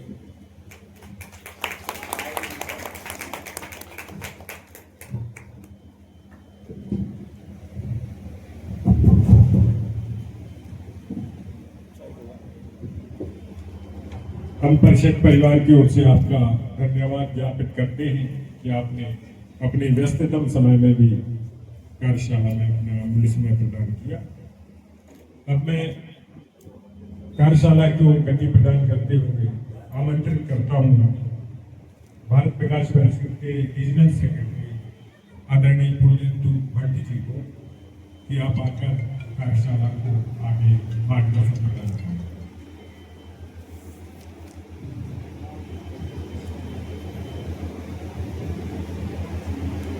आदरणीय मंच एवं उपस्थित सभासद, ये वर्ष 2025-26 हमारी मातृ संगठन राष्ट्रीय स्वयंसेवक संघ का शताब्दी वर्ष। 1925 में हमारे आद्य सह संचालक माननीय हेडगेवार जी ने कुल 12-14 बाल स्वयंसेवक 8 से लेकर 14 साल के बच्चों के साथ नागपुर में एक अभियान शुरू किया। उस समय लोगों ने उनका मजाक उड़ाया था कि छोटे छोटे बच्चे क्या करें। भारत की दशा दिशा परिवर्तित करने का आधारशिला मात्र 12 से 14 साल के बच्चे।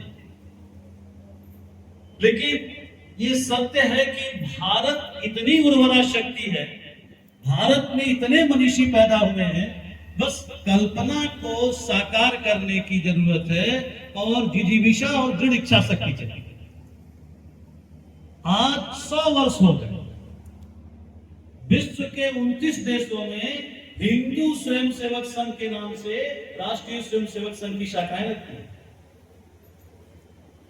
राष्ट्र सेविका समिति के नाम से मातृशक्ति कार्य कर रही है, और भारत के उच्च शीर्ष पद से लेके निम्न पद तक राष्ट्रीय स्वयंसेवक संघ के सहयोग से उसके द्वारा स्थापित एक राजनीतिक दल भारतीय जनता पार्टी काम कर रही है। ये उस मनीषी की कल्पना देखिए कि 100 साल में भारत 11 वर्षों में आज हिंदू या सनातन संस्कृति से लबालब भरा हुआ है। आप कल्पना करिए 1950 में ऐसी सरकार होती तो हम कहां पे होते। ये 10 सालों का यात्रा मात्र, लेकिन इतनी बड़ी सफलता 29 देशों में जिस संघ का अपना संगठन है, जिसकी शाखाएं लगती हैं, लगभग जो है अभी 125 गांव में 125 करोड़ गांव में सही 125 लाख गांव में जो है ये चल रही है। 5 लाख गांव तक वो पहुंचने का लक्ष्य है। 100 साल पूरे हो गए, राष्ट्रपति से ग्राम का सरपंच या जो है शहर का पार्षद भारतीय जनता पार्टी का है, जो कि हमारी मातृ शाखा मातृ संगठन राष्ट्रीय स्वयं संघ का है। उसके 37 कुल शाखाएं काम करती हैं, शिक्षा भारती, सेवा भारती, विद्या भारती, जो है आरोग्य भारती, हिंदू तिब्बत संघ, सिख संघ, ऐसे वनवासी विकास समिति, भारत विकास परिषद। लेकिन 100 वर्ष पूरे होने के बाद संघ ने कोई बड़ा कार्यक्रम तय नहीं किया, कोई बड़ा उत्सव, कोई बड़ा जुलूस लगाने की बात नहीं की। संघ का ये मानना है कि संघ का उद्देश्य भारत में व्यक्ति निर्माण से राष्ट्र निर्माण करना है। संघ का उद्देश्य हर हिंदू समाज के व्यक्ति में समाहित हो जाना है। संघ एक स्वच्छ नीर है। संघ का अपना कोई स्वरूप नहीं है, सामाजिक संघ है। और वो हर व्यक्ति संघ में समाहित हो जाएगा। किसी भी आकार प्रकार से ऐसे भारत विकास परिषद संघ के एक मातृ संगठन का एक व्यवस्था है जो राष्ट्र में राष्ट्र भाव को विकास करने के लिए, संस्कार करने के लिए बनाया गया है। तो फिर हमें क्या करना है? तो संघ ने यह तय किया कि संघ और समाज के बीच में जो दूरी रह गई है, संघ और समाज के बीच में जो रिक्तता रह गई है, संघ और समाज के बीच में जो एक थोड़ा सा खाई रह गया है, उसे परिपूर्ण करना है। इसके लिए हमें एक पंच परिवर्तन विषय पर ध्यान देना चाहिए। ये सब कुछ हमारे होने के बाद आज हम अपने जीवन में संपन्न हैं, सुखी हैं, समृद्ध हैं, ऐसा लगता है। वास्तु मार्ग का संस्था भी है समाज के समृद्ध और बुद्धिजीवी लोगों का। यहाँ बैठे सभी लोग समृद्ध बुद्धिजीवी हैं, फिर भी कुछ रिक्तता है। आज हमारे देश में आप देखिए तो ऐसी कई बातें हैं जिसके लेके हम भ्रमित हैं, चाहे वो शिक्षा हो, चाहे वो समाज हो, चाहे वो संस्कार हो, सब हमारे मन में भ्रम में डाल दिया गया है। कई बार तो हमें अपने जो है भारतीय अस्तित्व पे संकट लगने लगता है कि हम भारतीय क्यों हैं। लोगों को अपना भारतीय कहने में शर्म आती है, लोगों को अपने मातृभाषा बोलने में शर्म आती है। ये हमारे अंदर भर दिया गया है कि भारत जो है कमजोर है, भारत जो है निर्भीक है, अपने को भारतीय कहने में शर्म आती है। लेकिन अब ऐसा नहीं है। वास्तव में आप देखेंगे तो पुनर्जागरण काल की पुनः एक आवश्यकता है। इसीलिए संघ ने जो पंथ परिवर्तन दिया है उसमें 5 तत्वों पर ध्यान देना है। इस शताब्दी वर्ष रुचि को काम करना है। सबसे पहला विषय है स्व की पहचान। हम सब पढ़ते रहते हैं। वाल्मीकि एक डाकू थे, पूछा किसी ने उनसे कि आप कौन हो? पता ही नहीं था। कौन आपका है ये भी नहीं पता था, कौन आपका साथ देगा ये नहीं पता था। उस व्यक्ति को लगता था जो जो हमारे पाप का भाग खा रहा है वो सब हमारा है, बट उसे पता चला उसका कोई नहीं है। बाद में वाल्मीकि साधु बन जाता था। ये अपने सत्य की, अपने स्व की पहचान है।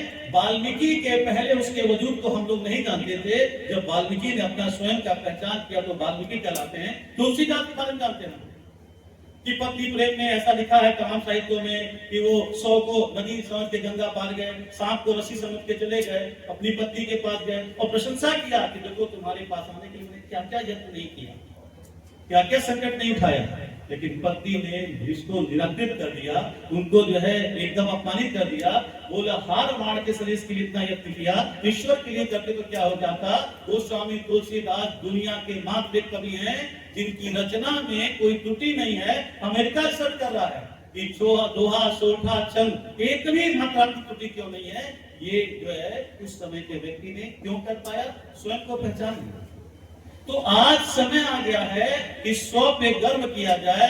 स्वभेष, स्वभोजन, स्व संस्कृति, स्व भाषा, स्व संस्कार, इसमें हमें गर्व होना चाहिए। अगर हम यहाँ की मातृभाषा बोलते हैं तो हम अशिक्षित नहीं। अंग्रेजी ये सही बात है कि अंतरराष्ट्रीय भाषा है, अंग्रेजी आनी भी चाहिए, अंग्रेजी स्कूल में पढ़ना भी चाहिए। लेकिन अंग्रेजी स्कूल में पढ़ते हुए, अंग्रेजी भाषा बोलते हुए अंग्रेज बन जाना, ये अपने ऊपर अपमानित होना है, गर्व होना नहीं है। यहाँ सब लोग हिंदी में बात कर रहे हैं तो अंग्रेजी में बोल के आप बड़े नहीं बनते हैं। जो है यूरोप और अमेरिका में तो कुत्तों के साथ अंग्रेजी बोला जाता है, टॉमी कम, टॉमी गो, टॉमी जंप। कुकुरा बोले तो आएगा ही नहीं। तो अंग्रेजी मात्र जो है भाषा है, माध्यम है, इस पे गर्व की बात नहीं होनी चाहिए। इसलिए सबसे पहली बात है स्व की पहचान। आप देखिए हमारे यहाँ सभी लोग हिंदू हैं, शादी ब्याह होता है तो पंडित जी तिथि निकालते हैं, तिथि का समय बताते हैं। समय में वो समय बताते हैं कि इस पक्ष में, इस तिथि में ये जो समय है विवाह के लिए बड़ा सर्वोत्तम है और हम प्रतीक्षा करते हैं। लगभग प्रयास करता है विवाह संस्कार उसी समय में पूरा किया जाए। लेकिन इतना सारा यत्न योजना करने के बावजूद भी हर वर्ष हम विवाह क्या मनाते हैं? अंग्रेजी कैलेंडर से। आज हमारा मैरिज एनिवर्सरी है, वो पड़ोसी का मैरिज एनिवर्सरी मनाते हैं अपने नाम से। ये हमें क्यों कष्ट हो जाता है कि अपनी तिथि पे हम अपना मनाएं, अपना बर्थडे मनाएं। आज हमारी संस्कृति में क्या है? जोड़ने की परंपरा। हमारे संस्कृति में दीपक तब बुझाया जाता है जब कोई अनहोनी हो जाती है। लेकिन हम अपने जीवन का उत्सव कैसे मनाते हैं? तो काट के मनाते हैं, दीपक बुझा के मनाते हैं। ये हमारी संस्कृति थी ही नहीं। और आपने देखा अभी वंदे भारत का जो उद्घाटन हुआ, माननीय प्रधानमंत्री ने फीता काटा नहीं, फीता खोल के बनाया। छोटी छोटी घटनाएं जीवन में परिवर्तन करती हैं। प्रश्न ये है कि ये स्व की शुरुआत करेंगे कहां? तो हमें अपने परिवार से करना होगा। हमें ये करना होगा कि हम अपने बेटे बच्चों का बर्थडे मनाएंगे, क्योंकि उनका एक उत्साह है। हम सभी सारे कार्यक्रम करेंगे, लेकिन हम केक भी ले आएंगे, बट केक काटेंगे नहीं, केक चम्मच से खिलाएंगे। हम दीपक बुझाएंगे नहीं, दीप आरती करेंगे। छोटा सा प्रयोग करना। हम लोग ये सोचते हैं कि आज हमारे बच्चे हमको पूछते नहीं है, आज हमारे बच्चे सम्मान नहीं देते हैं। तो ये जो संस्कृति भाव है वो परिवार से होता है। क्या हम ऐसा कर पाते हैं कि सप्ताह में सभी लोग व्यस्त हैं, किसी के पास समय नहीं है, बड़ी मुश्किल से समय मिलता है। इसलिए मैं बार बार कह रहा हूँ कि महाकौशल का सबसे सफल कार्यशाला है। इतना समय निकाल के आप लोग पूरे दिन भर के लिए आए हैं, तो हम लोग सप्ताह में क्या एक दिन ऐसा कर सकते हैं कि अपने इस व्यस्तम समय में रात में एक बार परिवार के साथ भोजन करेंगे, बच्चों से, घर में बड़े लोग हैं उनसे बातचीत करेंगे, क्या समस्या है। क्या ऐसा हम कर सकते हैं कि शनिवार के बाद रविवार, अंग्रेजों के लिए रविवार जो है सप्ताह का पहला दिन है, क्योंकि रविवार को वो चर्च जाते हैं, उसके बाद जो है वो एंजॉय करते हैं। उन्होंने रविवार को हॉलीडे बनाया है। लगभग पूरी इस्लामिक कंट्री में फ्राइडे को छुट्टी होती है, संडे को नहीं होती है। पर दुर्भाग्य है हमारे पास कोई डे नहीं है जिस दिन हम एक दिन ये मान के चलें कि हम अपने धार्मिक काम करेंगे। रविवार भी धार्मिक कार्य के लिए है। ईसाइयत में रविवार को चर्च जाना जरूरी है, प्रेयर करना जरूरी है। इस्लाम को फ्राइडे में आप 5 दिन रोजा, 6 दिन रोजा मत करें, 6 दिन नमाज मत करें, लेकिन फ्राइडे को आपको नमाज, जुमे का नमाज करना है। बट हमारे यहाँ हम लगातार प्रयास कर रहे हैं कि शनिवार सप्ताह का अंतिम दूसरा दिन माना जाता है, रविवार छुट्टी रहती है। क्या शनिवार को शाम को हम सब अपने परिवार के साथ जो है भगवान हनुमान चालीसा कर सकते हैं, सुंदरकांड कर सकते हैं। 1 घंटा अपने परिवार के साथ बैठे, बच्चों को कुछ संस्कार से बताएं, क्योंकि हमारे अपने अंदर एक तो सबसे बड़ी समस्या, कहते हैं हम जब कक्षा 8 में थे तभी हमने पढ़ा था विज्ञान आविष्कार है कि अविष्कार, और टिल टुडे समझ में नहीं आया कि विज्ञान क्या है। सबसे बड़ा जो है आविष्कार मल्टीमीडिया मोबाइल, ये आविष्कार है। आज ये मोबाइल नहीं होता तो तमाम अपराध नहीं होते। भ्रष्टाचार के लोग वीडियो बना लेते हैं, अपराध के वीडियो बना लेते हैं, सड़क पे कोई पुलिस बदतमीजी कर उसका वीडियो बनाते हैं। तो आज स्मार्टफोन ने दुनिया को कहां से कहां पहुंचा। पर दुर्भाग्य है कि ये विनाश का भी कारण बनता जा रहा है। आज पूरा परिवार मोबाइल में बिजी है, पिता अपने मोबाइल में बिजी है, माँ अपनी मोबाइल में बिजी है, बच्चे अपने मोबाइल में बिजी हैं। संवाद खत्म हो गया। हमारे घर बड़े होते जा रहे हैं, हमारे रिश्ते छोटे होते जा रहे हैं। हम बच्चों को बोर्डिंग भेज देते हैं, बच्चे हमें वृद्धाश्रम में भेज देते हैं। एक ऐसी समस्या समाज में आ रही है, इसके पीछे मूल कारण है स्व की पहचान। इसलिए हमें स्व पे गर्व होना चाहिए। अमेरिका रिसर्च कर रहा है कि चम्मच से खाना खाने में स्लाइवा ठीक से मिल नहीं पाता है, अमाउंट ठीक से आ नहीं पाता है, डाइजेशन ठीक नहीं पाता है, स्वाद नहीं हो पाता है। हाथ से खाना खाने का जो स्वाद मिलता है, जो उसमें पाचन प्रक्रिया होती है, वो स्पून से खाने में नहीं है। इसलिए वो प्रोत्साहित कर रहा है कि आप जो है हाथ से खाना खाइए, लेकिन हम तो चम्मच से खाना खाएं। जिस चीज के लिए वो परेशान है, अमेरिका परेशान है कि भारत में ऐसी कौन सी संस्कृति है कि एक ही परिवार में 4-4 पीढ़ी रह रहे हैं। दादाजी, पिताजी, बच्चे की शादी हो गई, उसका बेटा रहा है, एक साथ 4 पीढ़ी के लोग रह सकते हैं। वहां पति पत्नी साथ नहीं रह पा रहे हैं। ये भारत की अपनी संस्कृति है। तो सबसे पहले हमें स्व की पहचान करनी पड़ेगी और स्व पे गर्व करना पड़ेगा। हमें भारतीय होने पे कभी भी प्लास्टिक नहीं करना चाहिए। हमारी संस्कृति कभी खराब नहीं थी। जो भी साहित्य लिखे गए हैं वो कम्युनिस्टों द्वारा लिखे गए हैं और उन्होंने जानबूझ के हमें अपमानित करने का प्रयास किया। क्योंकि मालूम था कि दुनिया का सर्वश्रेष्ठ संस्कृति, दुनिया का सर्वश्रेष्ठ विचारधारा, दुनिया की सर्वश्रेष्ठ व्यवस्था, दुनिया की सर्वश्रेष्ठ कुटुंब व्यवस्था भारत की है। जब अमेरिका, यूरोप के लोग जो है नंगे घूमते थे, गुफाओं में रहते थे, तब 7,000 साल पहले भारत में कानपुर के क्लासपुर डेमा में हमें घर व्यवस्था मिली है। अगर द्वारिकाधीश का जो है पुरातात्विक साथ सत्य हो गया तो दुनिया की सबसे पहली विकसित जो है नगरीय संस्कृति हमारा द्वारिकाधीश में मिलेगा, हमें द्वारिका में मिलेगा। ये भारत की अपनी जो है परंपरा। दूसरा विषय दिया गया समरसता। अभी भाई साहब बोल रहे थे कि हमारे इस बीच में आपने कभी नहीं किसी से पूछा होगा कि आपकी जाति क्या है, आप किस समुदाय से आते हैं, कौन खाना बनाया है, कौन क्या कर रहा है। तो संघ ये चाहता है कि सामाजिक समरसता, एक घाट पे पानी पीना है, एक शमशान होना है, और ये होता भी है।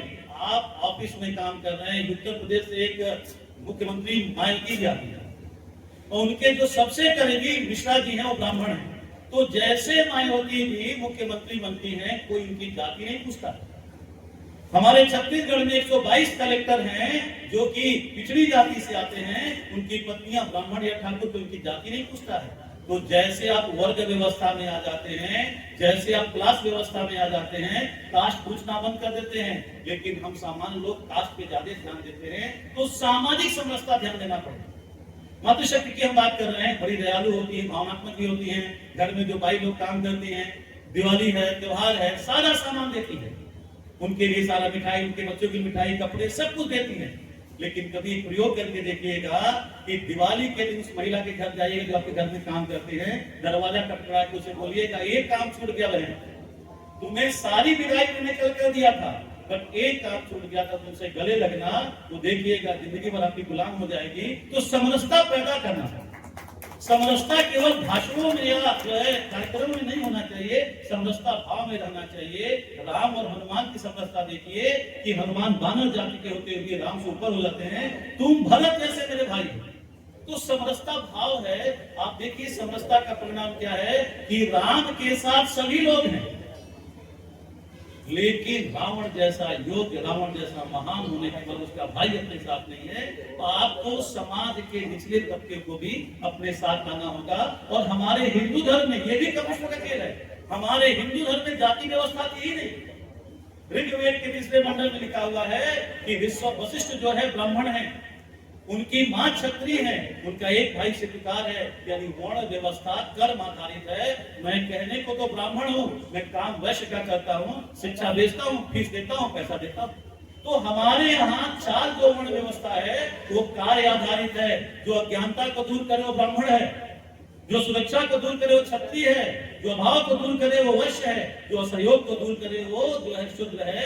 अगर हम आपको एक गिलास उठा के पानी देते हैं, ये मेरा आपको सहयोग है, इसलिए मैं शूद्र कराता हूँ, ये मेरी जाति नहीं है, ये मेरी कर्म व्यवस्था। इसलिए जाति व्यवस्था वो जो है एक प्रकार का कम्युनिस्टों का बनाया हुआ कार्यक्रम है। हमें जाति व्यवस्था से मुक्त होके अपने को समरसता में लाना पड़ेगा। तीसरा उनका सबसे महत्वपूर्ण काम है कुटुंब प्रबोधन। आज भारत का सबसे बड़ा चिंतन परिवार है, परिवार टूट रहा है और उस परिवार टूटने में हमारा भी योगदान है। हमें अपनी मेरी बड़ी बहन है, हमें याद है हमारी माँ हमारी बहन को सिखाती थी, बेटा दूसरे घर जाना है, कुछ संस्कार सीखो, बेटी हो दमना सीखो। हम अपने बच्चों को क्या सिखा रहे हैं, तुम मेरी बेटी हो, सिंगल चाइल्ड कॉन्सेप्ट आ गया है। हमारे यहाँ 5-6 भाई बहन होते थे, कुछ हो भी गया तो चिंता नहीं होती थी। आजकल सिंगल चाइल्ड है, बच्चे ब्लैकमेल कर रहे हैं, थ्रेट कर रहे हैं, हम चिंतित हैं कहीं आत्महत्या न कर लें, कहीं कुछ न कर लें। वो हमारी इमोशन का पूरा फायदा उठा रहे हैं। बट हमारे समय ऐसा नहीं था, हम 6 भाई बहन हैं, कोई एक धमकी भी दिया तो जाओ कोई बात नहीं, तो बचे रहेंगे। अब ऐसा चिंतन है नहीं। तो सबसे बड़ी बात है कुटुंब को संभालना, इसमें हमारा दायित्व है। हमें इस बात का ध्यान रखना पड़ेगा कि छोटे छोटे बातों में माताओं और पिताओं को नहीं पढ़ना चाहिए। एक ये रूटीन है, आप एक पेड़ को उखाड़ के किसी और जगह लगा रहे हैं, वहां का क्लाइमेट, वहां का एटमॉस्फेयर, अभी अफ्रीका से हमारे चीता आए हैं, उसमें कई मर गए, सेट नहीं हो पा रहे हैं। पर्यावरण में अनुकूलन होने में समय लगता है। तो हमारी बेटी दूसरे के घर जा रही है, संस्कृति नया है, परिवेश नया है, माहौल नया है, और दिन रात मोबाइल से उसको हम जो है फीड कर रहे हैं, गाइड कर रहे हैं। मोबाइल की फीडिंग अधिकतर घर तोड़ रहा है, ये रिसर्च। उसे जाने दीजिए, समझने दीजिए, करने दीजिए। ऐसा कौन सा परिवार जिसमें झगड़ा नहीं होता है, छोटी मोटी बातें होती हैं, उसको मैनेज करने की क्षमता होगा। हमारा भारत विकास परिषद यही करता है कि एक कार्यकर्ता हमारे जैसा आपको खड़ा करना है। एक माँ में जो असमझता है, एक जो माँ में धैर्य है, एक जो माँ में संस्कार है, वो संस्कार हमें अपने बच्चों को देना चाहिए। हम अपने बच्चों को आधुनिक बनाएंगे, अपने बच्चों को हम मॉडर्न बना रहे हैं, अंग्रेजी शिक्षा पढ़ा रहे हैं, लेकिन संस्कार पूर्ण शिक्षा होना जरूरी है। इसमें पिता का रोल कम है, माँ का रोल ज्यादा है। इसलिए माँ इस बात को समझे कि आज अपने बच्चों की आजादी जो दे रहे हैं, कल कोई समस्या नहीं। रिसर्च आया है जितनी भी लड़कियां मारी जा रही हैं, चाहे फ्रिज में, चाहे कुकर में, चाहे वो वही मारी जा रही जिनके परिवार से संबंध नहीं है। हमारे मोहल्ले में ऐसी बातें होती थी, जिस लड़की के 4 भाई रहते थे, पूरा मोहल्ला उसको दीदी कहता था। परिवार का इतना खौफ होता है, परिवार के जुड़ाव का इतना मतलब होता है, इसलिए बच्चों को घर से दूर नहीं करना है। तो कुटुंब प्रबोधन सबको जरूरी है। आज स्विगी जोमेटो हमारे घर तक घुस गया है, किचन में खाना नहीं बन पा रहा है। तो जब तक आप परिवार को भावनात्मक नहीं जोड़ेंगे तब तक संभव नहीं है। इसी कार्यक्रम में मेरा शायद आप आना संभव होता, चर्चा नहीं पाई थी, किसी से मेरी बात नहीं पाई थी, मैं पहली बार आ रहा हूँ। बट कोठारी जी के साथ मेरा व्यक्तिगत संबंध है, उनका आदेश था तो मुझे भावनात्मक आना हुआ। तो भावनात्मक हम कई कार्य करते हैं, इसलिए आपको EQ डेवलप करना पड़ेगा। अब IQ का जमाना नहीं रह गया है। बुद्धिमान वो नहीं जिसका IQ भी ज्यादा है, बुद्धिमान वो है जिसका इमोशन ज्यादा है। इमोशन को विषय में बातें होती हैं, भाव को जगाना होगा, बच्चों में भावनात्मक बातें करनी होंगी। और चौथा विषय बार बार आ गया, पर्यावरण। हमारे इकोनॉमिक में कहा जाता है सस्टेनेबल डेवलपमेंट। हमारे पिताजी ने हमको नदी दिया था, हम बच्चों को नाला देंगे, उनके बच्चे जो है अपने बच्चों को रेगिस्तान देंगे। ये विकास नहीं है। विनाश के नाम पे विकास कब तक करेंगे? प्रकृति, मोदी जी का एक स्लोगन है, छेड़ोगे तो छोड़ेंगे नहीं। इसलिए प्रकृति भी यही कहती है कि छेड़ोगे तो छोड़ेंगे नहीं। जहां जहां आपदा आ रही है वहां लोगों ने प्रकृति के साथ छेड़छाड़ किया है। एक सीमा के बाद प्रकृति बर्दाश्त नहीं करती है, और जब प्रकृति अपने पे आती है तो अच्छे अच्छे लोगों को समझ में आती है। जैसा भी कोठारी जी बोले कि जगह भूस्खलन हो रहा है, पहाड़ गिर रहे हैं, छेड़छाड़ के कारण। इसलिए विनाश से विकास का यात्रा बंद करना पड़ेगा, हमको सृजन के साथ विकास करना पड़ेगा। और हमारा 5वां विषय है जो सबसे महत्वपूर्ण है, जिसपे हम छोटे छोटे लोग को ध्यान नहीं देते हैं, नागरिक कर्तव्य। संविधान के अनुच्छेद 51 का इसके बारे में विशेष बात की गई है, लेकिन क्या हम इस बात का ध्यान देते हैं? इस हाल से नीचे भोजन करके हम लोगों ने अपने बोतल, अपनी थाली वहां रख दिया। क्या ऐसा होता है कि हम किसी प्रांगण में एक बोतल फेंक के देखिए तो उसको डस्टबिन में डाल दिए? ये हमारे अंदर भाव में। क्या हम रोड पे चलते हुए नाश्ता करते, खाना खाते हैं, बाहर सड़क पे फेंक देते हैं? भाव ये रहता है कि सड़क इस सरकार की है और घर मेरा है, अपना घर साफ करो, पड़ोसी घर में फेंक दो। सड़क भी हमारा है, हमारे टैक्स से एक एक चीजें यहाँ चलती हैं, इसलिए नागरिक कर्तव्य होना जरूरी है। अब छोटा सा उदाहरण देते हुए अपनी बात खत्म करूंगा। कभी कभी घरों में ड्राइंग रूम होता है, एक घर में जाइए तो जाते ही घर वेल एस्टेब्लिश्ड है, सभी चीजें अपनी जगह पर रखी हुई हैं, हर सोफा, वहां की जो डाइनिंग हॉल, जहां की जो सिटिंग हॉल, हर व्यवस्थित है। लाइट फैन आप है, जाते ऑन कर दिया, आप भी बैठे, आपको क्लाइमेट का एंजॉय किया। दूसरे घर में हम जाते हैं, पूरा डस्ट पड़ा हुआ है, सारा गंदगी फैला हुआ है, टेबल पे ग्लास रखा हुआ है, कहीं कप रखा हुआ है। जो पहला घर था, लोग यूरोप की तारीफ करते हैं, वहां उस हर घर का मेंबर ये मानता है कि ये घर हमारा है, हमने चाय पिया या हमने चाय नहीं पिया, भाई ने चाय पिया, माँ ने चाय पिया, बेटे ने चाय पिया, उठा के हम डस्टबिन में, हम उसको जो है बेसिन में डाल देंगे। दूसरा घर क्या मानता है कि सरकार जैसी ही माँ पूरे घर की जिम्मेदारी ली हुई है। वैसे भी माँ को गृहिणी बोलते हैं, और गृहिणी का मतलब होता है जो पूरा घर, जिस महिला का ऋणी है वही घर की गृहिणी है, तो पूरा घर उसका ऋणी है, तो वही सरकार है, उसी का दायित्व है। कप वो रखेगी, सोफा वो ठीक करेगी, झाड़ू वो लगाएगी, मैनेज वो करेगी, फैन वो आप करेगी। हम केवल उस घर में आनंद लेने के लिए हैं, जिसे भारत के अधिकांश नागरिक ये मानते हैं भारत सरकार का घर है, हमारा काम केवल गंदगी फैलाना और मजा लेना है, सफाई करना जो है सरकार काम है। इस भाव से नागरिक कर्तव्य का विकास नहीं होगा। ये हमारा घर है, ये हमारा देश है, हमें उसे इतने सुरक्षित रखना है जितना लोग रखते हैं। जिस दिन ये भाव रह जाएगा उस दिन नागरिक कर्तव्य पढ़ाने की जिंदगी रह जाएगी, भाव में आ जाएगी। इसलिए इन 5 परिवर्तन के माध्यम से हमें समाज में जाना है, हर हिंदू के घर पहुंचना है और संघ उत्सव न करके समाज के साथ विलीन होना चाहता है। इस विषय पे हम सबों को ध्यान देना है। और हमारे राष्ट्रीय कार्यशाला में संघ के इस 5 परिवर्तन पर विषय पे ध्यान दिया गया था, और भारत विकास परिषद का भी एक कर्तव्य है इकाई के माध्यम से इस कार्यक्रमों को सब तक पहुंचाएं। बहुत बहुत धन्यवाद। पुनः मैं इस छोटे गांव को इस बार धन्यवाद दूंगा कि मुझे इतना अच्छा अवसर दिया और इतना बढ़िया कार्यशाला करने का इसका लाभ मुझे दिया। बहुत बहुत धन्यवाद।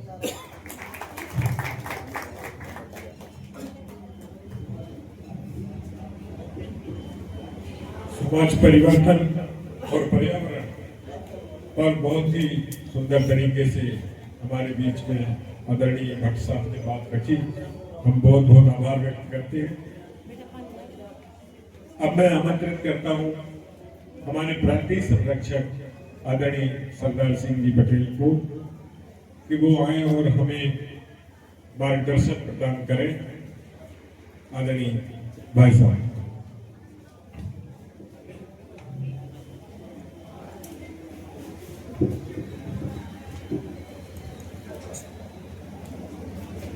वंदे मातरम। वंदे मातरम।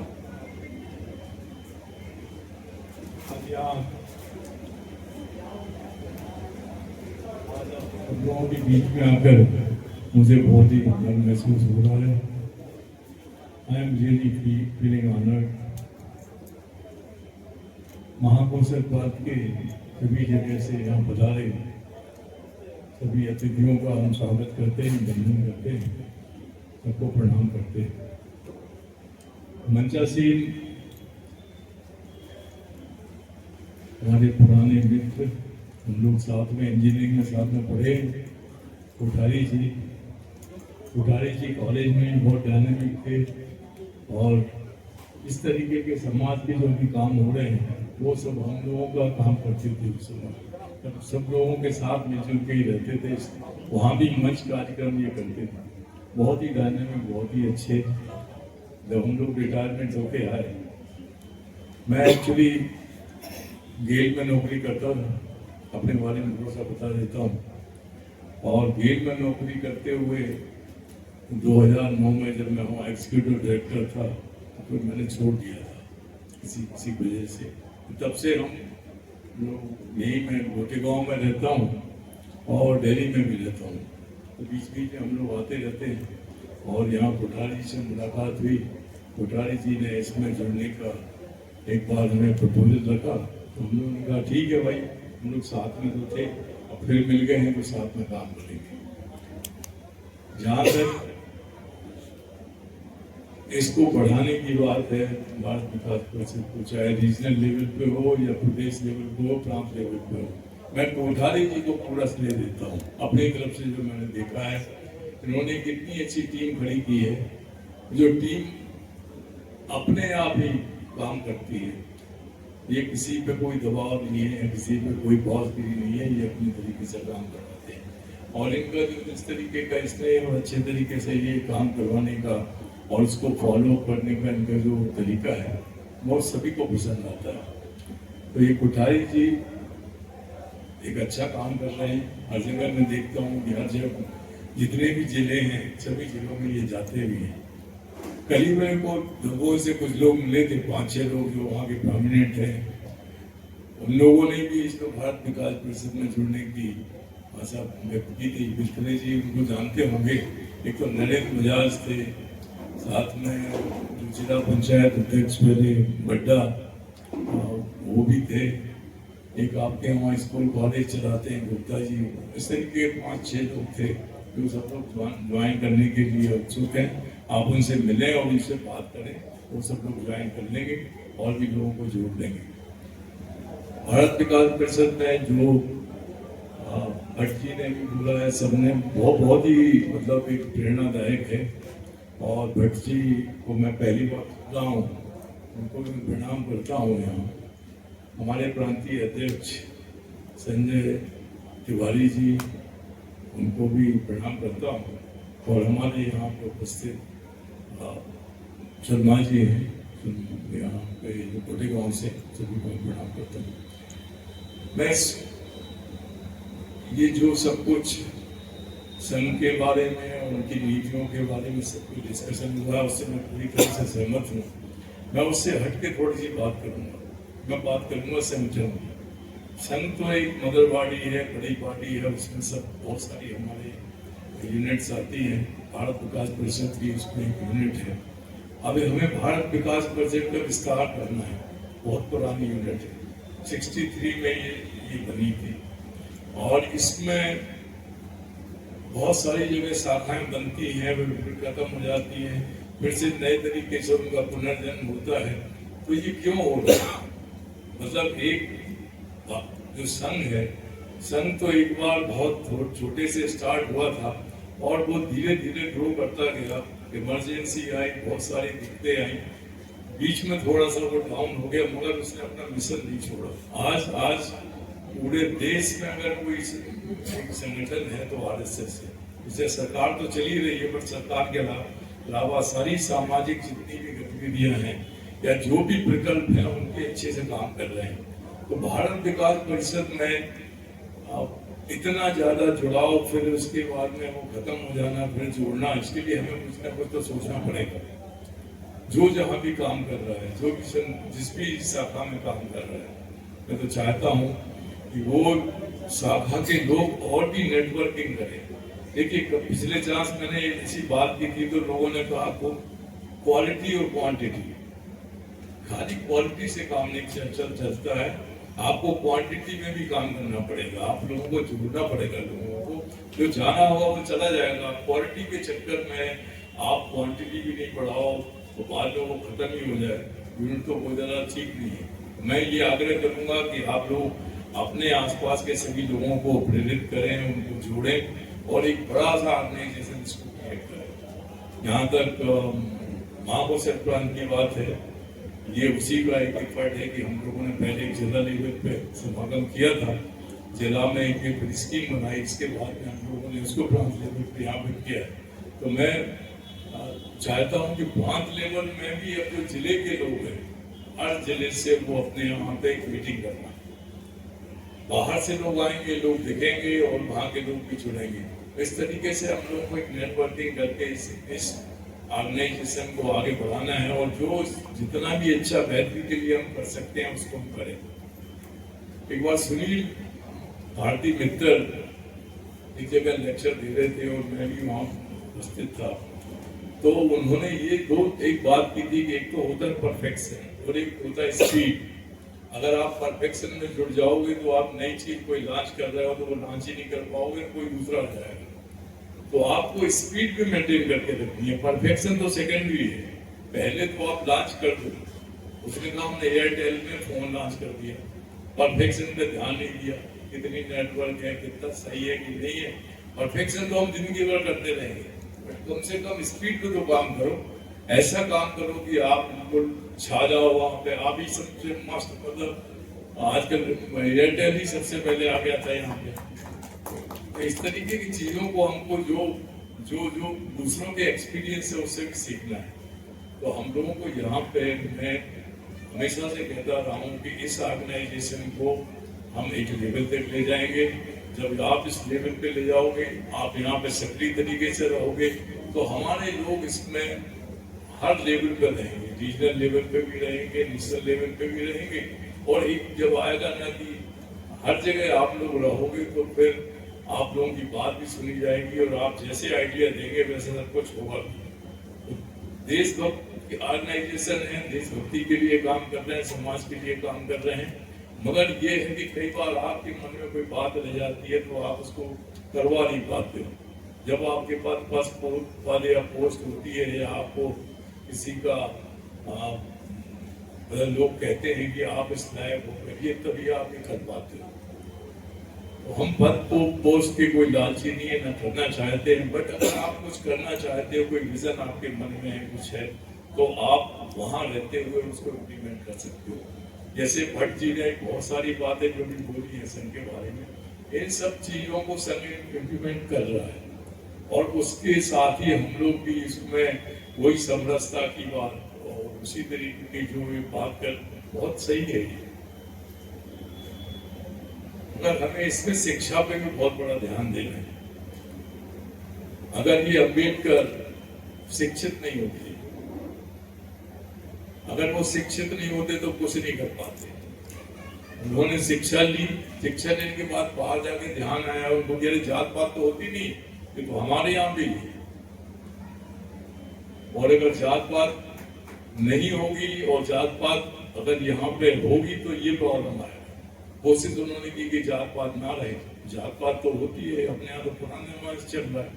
तो उन्होंने कहा कि भाई ये आदमी जो नीचे लेवल पे मोची है, जिंदगी में मोची रहेगा। अगर इसके लड़कों को आप आरक्षण दोगे तभी ये ऊपर जा पाएगा, हमारे साथ बैठ पाएगा। और मैं दावे से कह सकता हूँ कि अगर वो आरक्षण नहीं करके गए होते तो ये जो लोग हैं जो अभी MLA MP और क्या क्या बन के मिनिस्टर हैं वो वहीं रहते हैं, वो जूते ही साफ कर रहे हो। तो वो विजन में पढ़ाई से आया, मतलब पढ़ाई उन्होंने क्या कर दी वो पूरा। अच्छा दूसरा आर्यन टाइम के भी थे, ईमान ही नहीं रहे। गांधी जी बैठ के आमरण चलते, ये रिजर्वेशन नहीं होगा, ये नहीं होगा, तो वो तो कह रहा मरने दो, हम तो नहीं वो करेंगे। मतलब थोड़ी सी अन्य मतलब होता है कि एक आप बहुत ही पोलाइटली बट फर्म रहो। आपको कोई बात आप करते हो, कुछ करते हो तो एकदम फर्म रह के बात करनी है, पोलाइट भी रहो साथ साथ। आपको किसी को उकसाना नहीं है, कुछ नहीं करना है, पोलाइटली आप उसको इम्प्लीमेंट कर सकते हो। तो शिक्षा का भी बहुत बड़ा महत्व है। आदि शिक्षित होने के बाद में बहुत सारी चीजें समझ लेता है, वो अपने जो जिंदगी में भी बहुत सारी समस्याओं को आराम से ठीक कर लेता है। अदरवाइज कोई रूढ़ी बात उसी तरीके की चीजें रहती है घर में, वैसे ही आदमी करता है कि भाई घर में ऐसा होता था, ऐसे ही करेंगे, ये रोटी बनाएंगे, ये सब कुछ करेगा, तो होता नहीं है फिर आजकल। तो ये सब चीजें मतलब शिक्षा का एक बहुत बड़ा महत्व है। मैं एक्चुअली मणि नागिन सिंह फाउंडेशन हमने यहाँ शुरू किया था 2 साल पहले, उसका मैं सेक्रेटरी हूँ सचिव। और 2 साल फिर हम लोग अभी शिक्षा के क्षेत्र में काम कर रहे हैं। यहाँ के लोगों को या पूरे मध्य प्रदेश का जो मैं शिक्षा का स्टैंडर्ड देखता हूँ वो बहुत ही लो स्टैंडर्ड है, चाहे वो यूनिवर्सिटी का हो, चाहे स्कूल का हो, चाहे कॉलेज का हो। अगर दूसरे स्टेट आप उनसे कंपेयर करते हो तो यहाँ पे भी स्कूल का जो स्टैंडर्ड है, शिक्षा का स्टैंडर्ड, उसको हम लोगों को बदलना है। बदलने का मतलब है कि आपकी शिक्षा ऐसी हो कि खाली आप 90% कर लिया और पूरा 100% रिजल्ट आ गया, उसका क्लासरूम उसका मतलब क्या है? अगर एक आप अच्छा नागरिक नहीं बना पाए जिसका इम्पैक्ट हर जगह हो और जहाँ भी वो पहुंचे वहाँ कुछ कर सके, अपने जीवन में भी कुछ कर सके, एक क्वालिटी लाइफ हो, उसकी ऐसे नहीं कर पा रहे हैं। तो इसमें शिक्षा में अभी जो नई शिक्षा नीति आई है उसमें काफी बदलाव भी लोगों ने किया, मोदी जी ने किए हुए हैं और उसके ऊपर लेके हम लोग काम कर रहे हैं कि आगे का जो जमाना है वो आर्टिफिशियल इंटेलिजेंस का है। लोग पारदर्शिता भी चाहते हैं, लोग ये चाहते हैं कि मेरा बच्चा अगर स्कूल जाता है तो ये पता चले कि भाई वो क्या कर रहा है, वो तो जब वापस आता है तभी पता चलता है। अभी इतनी टेक्नोलॉजी है कि आप वहाँ पे एक वेब कैमरा लगा दो या कोई कैमरा लगा दो जहाँ वो पढ़ना है, स्मार्ट क्लासेस भी होती है, स्मार्ट बोर्ड होते हैं, आप घर बैठे हुए देख सकते हो कि बच्चा क्या कर रहा है, कि टीचर क्या कर रहा है। उस तरीके के एजुकेशन के भी आने लगा है। अच्छा लोग ये देख रहे हैं कि जैसे आपकी बच्चे की स्ट्रेंथ क्या है, टैलेंट मैपिंग भी होने लगी है, वो भी सबको ऐप है आर्टिफिशियल इंटेलिजेंस से होने लगी है कि बच्चा में स्ट्रेंथ क्या है और बिल्कुल उसको देखता है, वो अपने आप ही कैच कर लेता है कि इसका स्ट्रेंथ क्या है, इसकी वीकनेस क्या है, जहाँ पे कि आपको काम करने की जरूरत है। इस तरीके की जो एजुकेशन है उससे थोड़ा सा फर्क पड़ेगा। तो हम लोग कोशिश में हैं कि कोई अच्छा सा एक एजुकेशन का बहुत स्टेडी मगर आराम से उसको थोड़ा सा आगे बढ़ाने की कोशिश करेंगे और उस मतलब शिक्षा के ऊपर भी काम करेंगे। जैसे हमारा भारत विकास परिषद हेल्थ पे भी काम करता है, ब्लड डोनेशन कैंप होते हैं, फ्री हेल्थ चेकअप कैंप भी हम लोग करवाते हैं। इसी तरीके से और भी अपन एजेंसीज को जोड़ लें, जैसे वो लोग स्पॉन्सर कर दें हम लोग के लिए भारत विकास परिषद को, भाई हम आपके लिए आप कर लेते हैं, आपके कुछ लोग यहाँ आ जाए हम लोग उसको कर लेंगे। तो इस तरीके से बहुत जल्दी थोड़ा सा बढ़ा सकते हैं अपना पूरा दायरा बढ़ाने की जरूरत है। बस मैं इस बात को फोकस करना चाहता हूँ, आपकी प्रेजेंस ऊपर भी हो, नेशनल लेवल पे मैं फोकस करना चाहता हूँ। इसके लिए हम लोग काम करें मिले जुले और हर जिले में इसी तरीके के समागम बहुत जल्दी हम लोग इसमें अगले 6 महीने में हर जगह पे कर लेंगे, पूरे जो महाकुशल प्रांत है उसके जरिए। तो उससे ये होगा थोड़ी सा हम लोग एक दूसरे से घुल मिल भी जाएंगे और एक ऑर्गेनाइजेशन भी बड़ा हो जाएगा। बस मैं इतनी ही अपनी बात कहना चाहता हूँ। आप सब लोग गोटेगांव में यहाँ पधारे, हो सकता है कि ये वेन्यू आपको इतना अच्छा नहीं लगा हो, पर गोटेगांव में ज़्यादा कुछ है नहीं, तो जो कर सकते थे सब लोगों ने किया है। और अगर कोई दिक्कत होगी हो तो आगे से आप बता के जाइए, हम लोग उसकी इम्प्रूवमेंट करेंगे। बहुत बहुत धन्यवाद आप सब लोगों का आने के लिए।